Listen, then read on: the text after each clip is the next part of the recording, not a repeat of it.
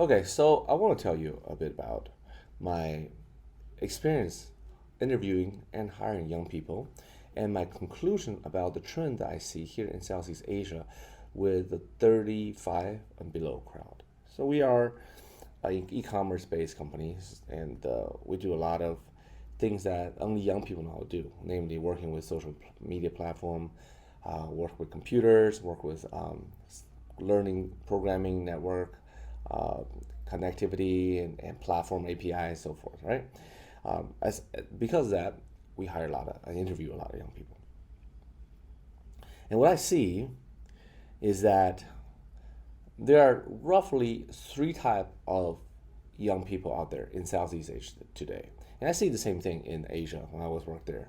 They are the very local kids who tend to be lack of self confidence, very humble, um, is willing to basically take on a lot of menial work and start from the bottom and accept lower wage. Then there are the kids who come from good family, good meaning financially, I would say least comfortable, if not rich, right? You see a lot of them, mostly Chinese, but you also see a small number of Malays and so forth that send their kids abroad. So these kids will usually come back from US, UK, Australia. Uh, then the third class, and sorry, so let me continue with this class of kids. So they tend to be very self confident, at least they pretend to be very self confident. They like to negotiate and argue with the boss and demand things, such as work life balance, such as I need this and that so that I can perform well, so forth, instead of working with what they got. So they are the opposite, I would say, what the local kids are. And finally, you see the third class kid who never went abroad. Their family never were rich enough to send them internationally, but they were rich enough to give them a middle class uh, life in their home country. So these kids tend to speak English a lot less well than the ones that went in abroad. But some of them have adopted the attitude and the mindset of their richer counterpart. And I think in a way to emulate them because they feel that these are the kids that have things that I wanted, like going abroad, having international experience, speaking English fluently, and so forth. So what they do is they adopt some of these attitude and mindset of these kids that come back from internationally. Okay, and I understand that. I understand it's peer pressure. It's you just want to move up in society. You just want to look good. You just want to have be valued and appreciated as an individual in society. But today I'm going to tell you from a different perspective.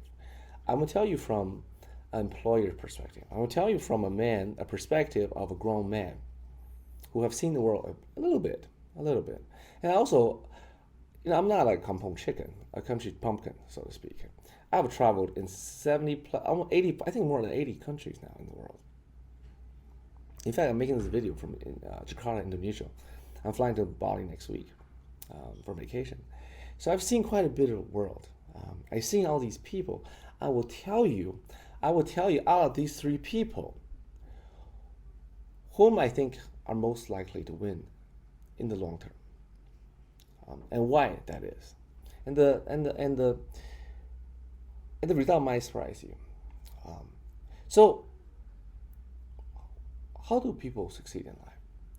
Do they succeed by showing everybody they're better than everyone else, or do they succeed because they provide value to everyone else?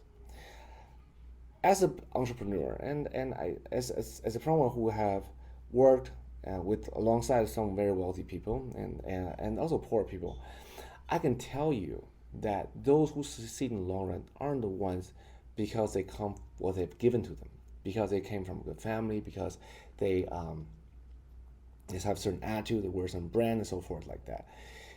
Those things don't really impress people who make things and do things. So those things impress people who are just like them, idle and mindless and following trends, right? So when we hire as a company, what are we looking for? Imagine we're hiring, let's say, 22, 24 years old, fresh out of college. What are we looking for? We're not looking for your confidence. We're not looking for that mindset of fake it till you make it. Be voice your opinion. Be demanding. Be that because frankly, you don't know jack.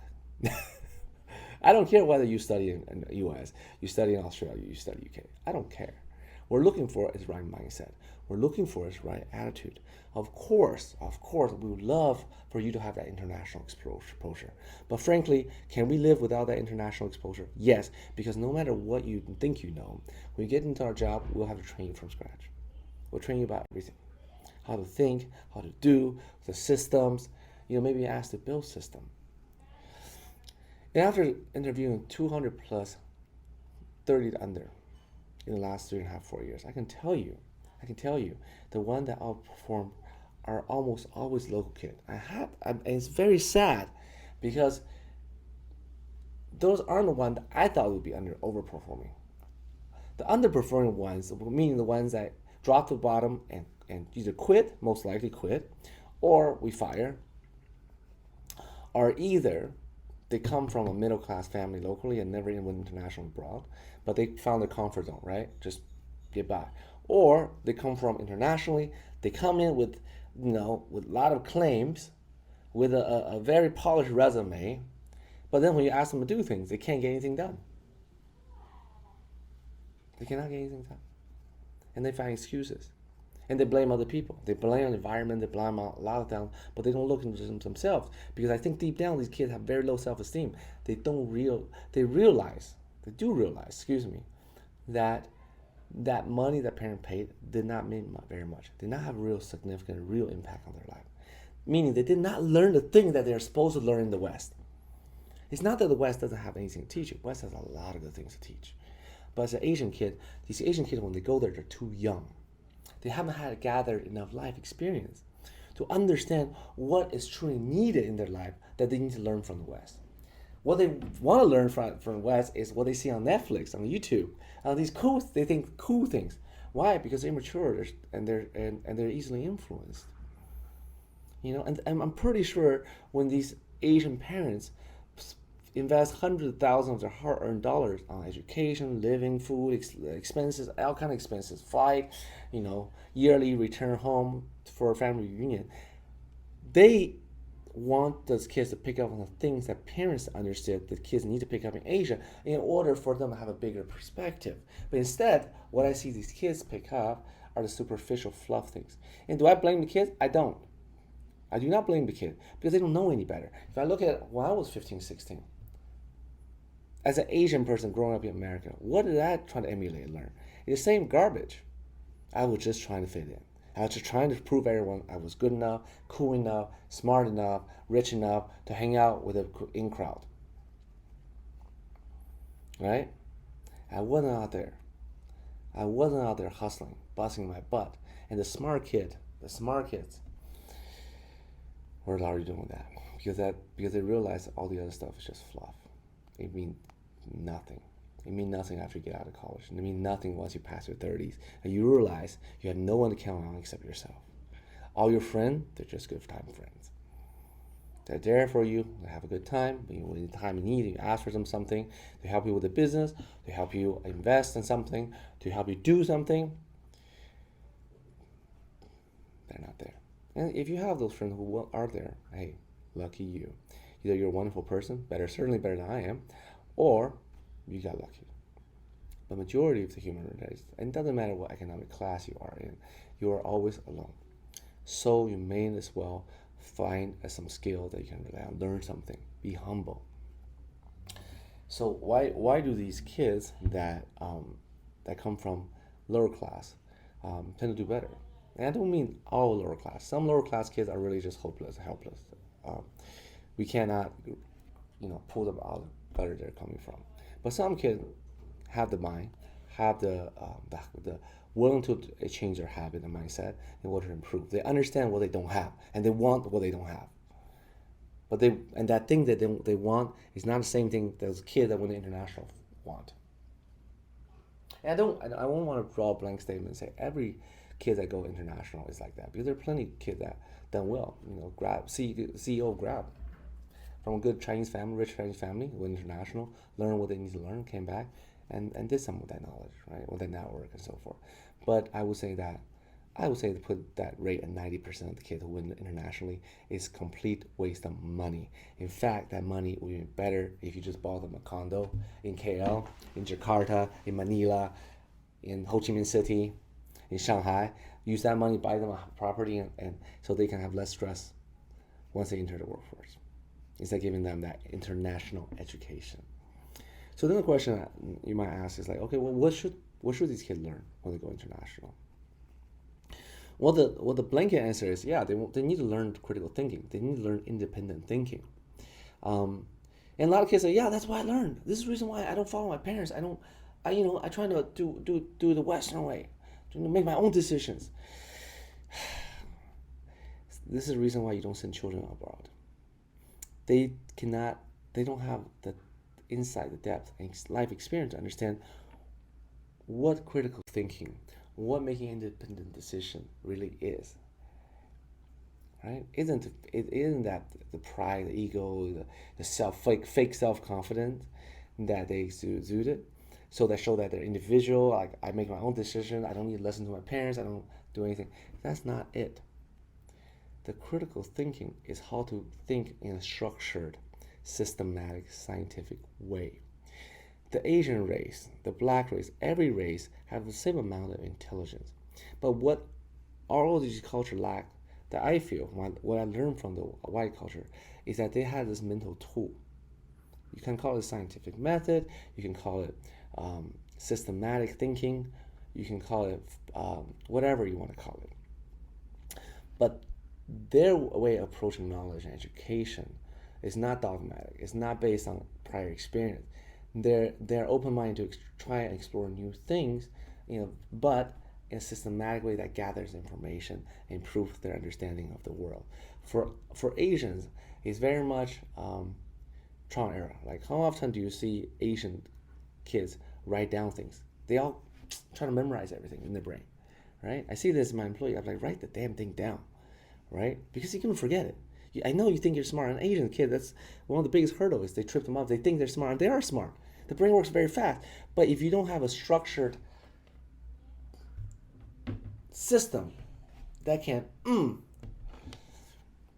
regulate the way you think, that can put your that talent into work, then that energy, that talent is wasted.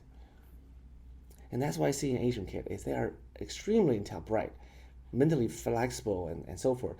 Probably much more so than the white classmates I observed in the United States. But they down the road they achieve a lot less because they don't have the right tool that's embedded in their system thinking to allow that talent to give them exponential results. Right? Just like what Steve Jobs said about the computer is a bicycle for the mind. You can also argue the Western way of accumulate and explore knowledge is also a bicycle for the mind. And that is something that, unfortunately, we as a culture still, even to today, have not developed. We have copied, we're trying to emulate, but we have not developed our own. But because we count on our cleverness, we count on our good memories and our flexible, quick mind, but nothing comes of it. Right? It's a very good metal, but it hasn't been properly sharpened to be a useful knife or useful tool. Unfortunately, if you send a kid at the age of 10, 12, 18, 22 to a country like United States and Australia and Europe, UK, they're going to be so distracted with all the fluff, blah, blah, blah, blah, blah, that they don't see the real value in these societies. And because they don't see it, they emulate, they learn, they personalize the wrong things.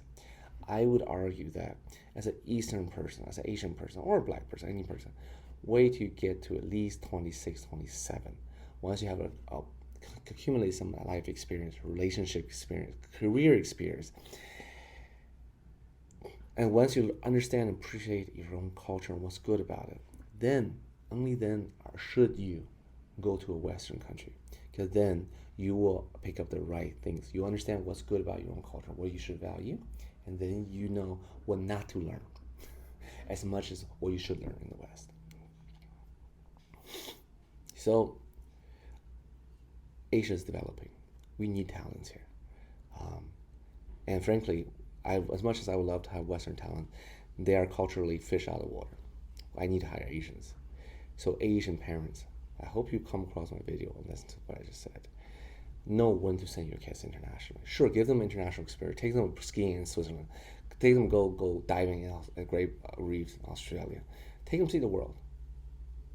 But know when to release your children into the wild. Okay? Because it's good for them.